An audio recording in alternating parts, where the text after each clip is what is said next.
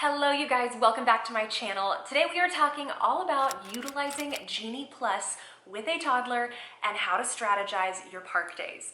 So what I'm going to do is actually break this up into 4 parts. Yes, 4 parts because each park really does require a totally different strategy, and it would be a lot of information to include in one video. So today we're going to start with Magic Kingdom, but be on the lookout for Hollywood Studios, Epcot, and Animal Kingdom because those are coming in the future. But today we're going to start with Magic Kingdom, and in my opinion, this is the park where you get the most bang for your buck, especially with a toddler. So I thought I would kick it off with Magic Kingdom, and let's go ahead and dive in. All right, before we jump into the actual strategy portion of the video, I thought it would be important to start with the basics of Genie Plus. If you are totally new to Genie Plus and you have no idea how this works, I'm gonna give you a very basic overview. That way we can be on the same page with lingo and all of that fun stuff. So, Genie Plus is a pay to skip the line feature that gives you access to the Lightning Lane. And Lightning Lane is the actual queue that allows you to skip the standby line. So Genie Plus costs $15 per day per ticket. So if your child is under the age of 3, you would not purchase Genie Plus for them because they do not have a park ticket. So they just get to come through the Lightning Lane with you. But this does exclude the 4 individual Lightning Lane attractions that are an additional cost and are completely separate from Genie Plus. So I'll get into explaining what individual Lightning Lane attractions are later on. But Genie Plus can be purchased the day of your park reservation and ticket at midnight. And your first Lightning Lane selection can be made at 7 a.m. Personally, I'm not gonna be waiting up until midnight to purchase Genie Plus. What I'm gonna do is set my alarm for 6:45 around that time, and that's when I'm gonna purchase Genie Plus for everyone in my party, and then I have a few extra minutes and I'm ready to go at 7 a.m. to book that first Lightning Lane. So I'm gonna give a real life example of what it would look like to book your first couple of Lightning Lanes. That way you can kind of get a feel for all of these terms and how to actually put it into action. Let's say the park opens at 9 a.m. and you are ready to go at 7 a.m. to book that first Lightning Lane. And you're able to get that first Lightning Lane for 9:30. So the rule is when it comes to booking your next Lightning Lane, as soon as you scan into that very first Lightning Lane, or after 120 minutes has passed, whichever comes first, then you can make your next Lightning Lane. So let's say at 9:30, that time window rolls around and you scan into your first Lightning Lane. As soon as you scan in, you are then able to make your next Lightning Lane. And what I do is I'm actually walking onto the queue. I'm not even on the ride yet, and I'm searching Lightning Lanes and I'm ready to book my next one. I don't even wait until I get off the ride. So let's say you were able to book that next Lightning Lane for 12 o'clock. So since you scanned it at 9:30, 120 minutes is going to come first before you're able to scan into that 12 o'clock Lightning Lane. So here's where the term stacking Lightning Lanes comes into play. So come 11:30, your window for your next Lightning Lane is going to open up. So let's say at 11:30, you're able to book a Lightning Lane for 12:30, so something pretty soon. So now on your Genie day in your My Disney Experience app, you now have a Lightning Lane booked at 12 o'clock and 12:30 at the same time. So those are referred to as stacked Lightning Lanes, meaning you have more than one booked at the same time. So that's how that works. I hope that makes sense. I know Genie Plus can be a little intimidating if you've never used it before, but I promise after you get that one park day under your belt, you start to get the hang of it and it's a little less intimidating and you're able to maneuver it a little bit easier. So I hope that was helpful, and let me know if you have questions down below in the comments. I am happy to help any way that I can.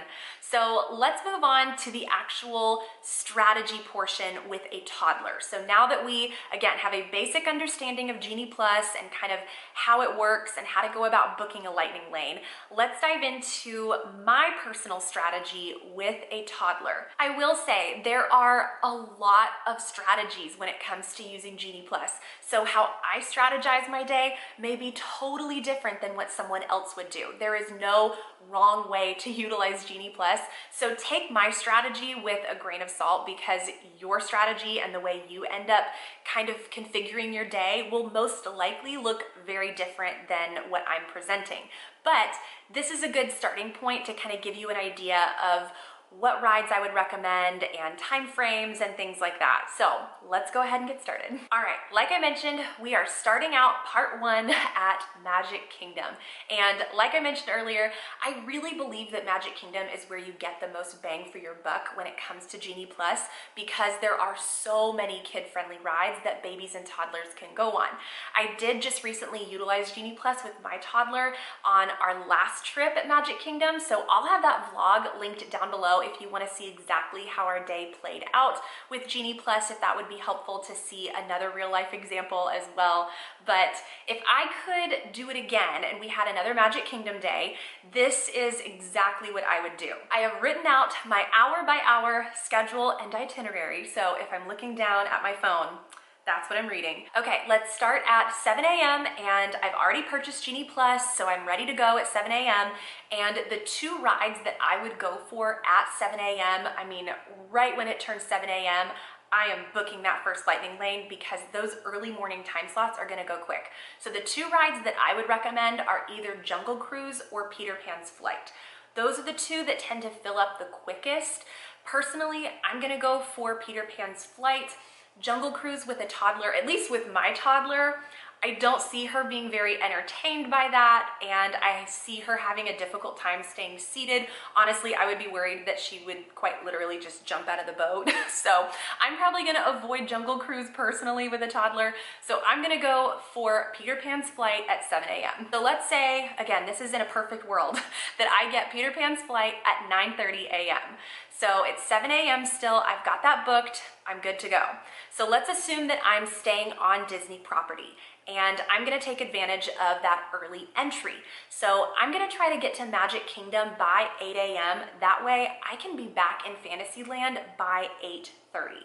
So 8 a.m. gives me plenty of time to scan in, get our tickets scanned in and leisurely make our way down Main Street. We can get a cute little picture in front of the castle. There's no rush, and maybe stop and get a coffee. And then by 8:30, we've made it all the way back to Fantasyland, where they are letting in resort guests for early entry. During that 8:30 early entry half hour, I'm gonna try to take advantage of all of the rides that do not utilize Genie Plus. So Dumbo, the teacups, the carousel, and then other rides that do utilize Genie Plus, like Little Mermaid ride or Winnie the Pooh. So there's a lot back in Fantasyland that toddlers are going to enjoy, and you really can knock out a bunch of those rides during that early entry 30 minutes, because everything is pretty much a walk-on.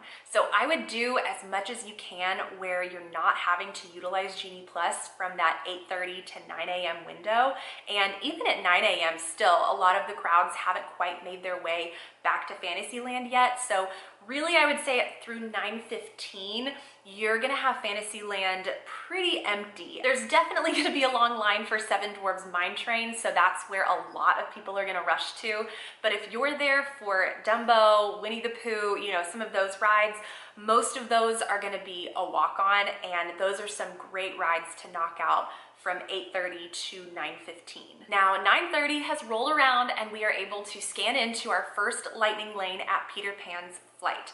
And like I mentioned before, as I'm walking onto the ride, I'm gonna be scrolling looking for my next lightning lane. Now, personally, there are a couple different directions I would go at this point. So let's assume we've already done 3-4 rides at this point, and my toddler is desperately needing a break. I don't know about your toddler, but my toddler is gonna need a snack. She's gonna need some kind of open area to just run and get some wiggles out. So I'm not necessarily looking to book rides back to back to back, because by 9:30, we've had a pretty full morning already.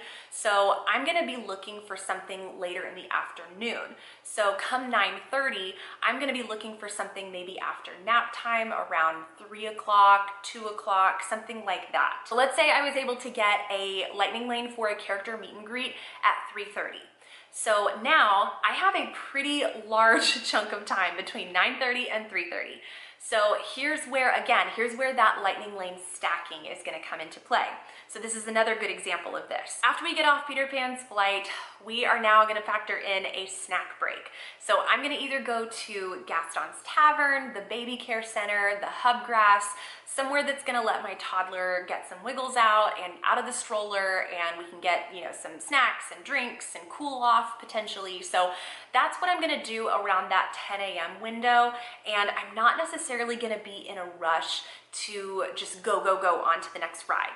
So you absolutely could continue making more lightning lanes in the morning, but personally my strategy would be to start stacking them for later in the afternoon and the evening. That way you can just enjoy a snack break, and that way you're not having to rush worrying about lightning lanes. After a nice long snack break, a trip to the baby care center, maybe a coffee for mom and dad, now it's time for lunch, and also 120 minutes has passed, so now we can make our next lightning lane at 11:30.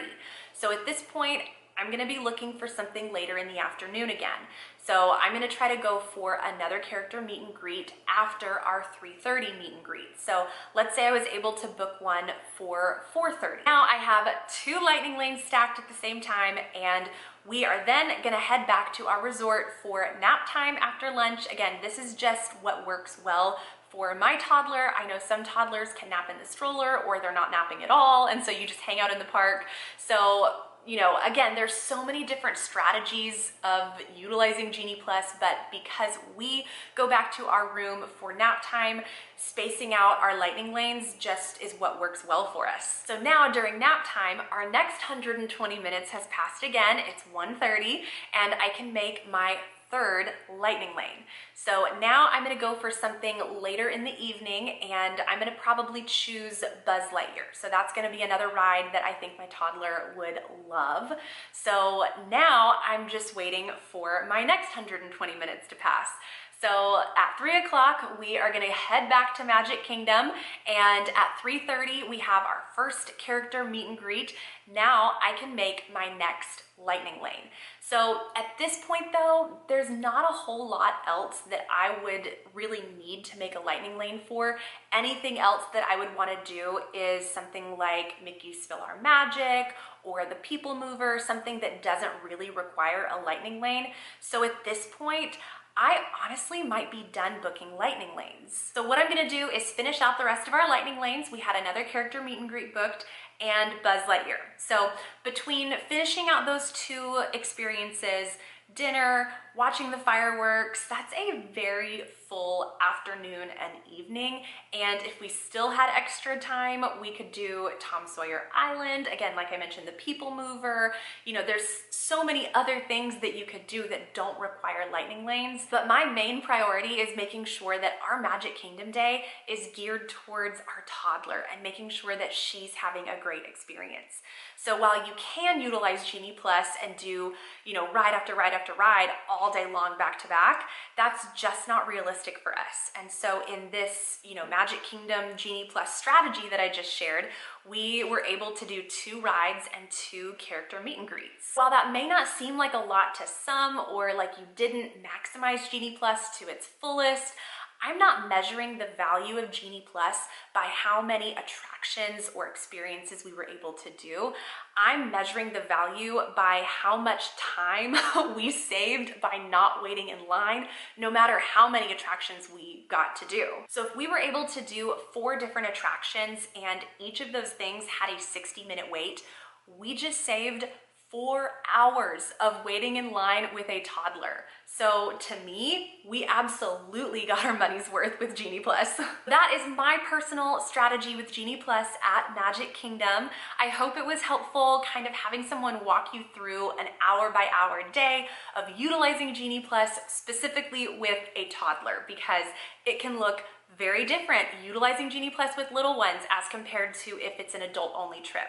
So I hope this was helpful, and be on the lookout for my other park videos in this series. So I do plan on doing a Hollywood Studios, Animal Kingdom, and Epcot strategy video with this because every park is so unique. So be on the lookout for those, and thank you guys so much for watching. If you found this helpful, I would love for you to give this video a thumbs up and make sure that you are subscribed. That way you can catch more of my Disney planning videos and Disney trip vlogs. So I would love for you to stick around and join our little corner of the internet over here. So thank you guys again, and I will see you in my next one. Bye.